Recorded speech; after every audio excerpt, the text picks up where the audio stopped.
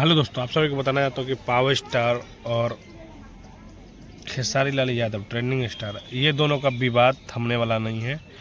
इसलिए थमने वाला नहीं है जैसे कि पावर स्टार पवन सिंह जी कुछ दिन पहले बोले थे आर के भारत पे, और अभी आप लोग देख रहे हैं 25 तारीख को खेसारी लाल यादव भी जवाब दिए हैं।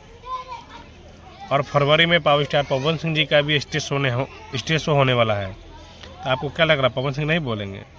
बिल्कुल नहीं बोलेंगे, तो बिल्कुल बोलेंगे भाई। और ये कंट्रोवर्सी चलता पहले भी चल रहा था, अब बहुत ही ज़्यादा होने वाला है और चलते रहेगा ये।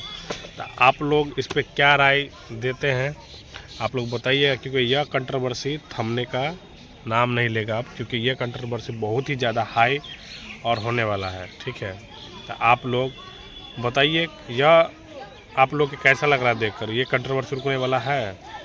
क्योंकि हमको नहीं लग रहा उम्मीद कि रुकेगा। तो आप लोग वीडियो को शेयर करिए और कमेंट करिए।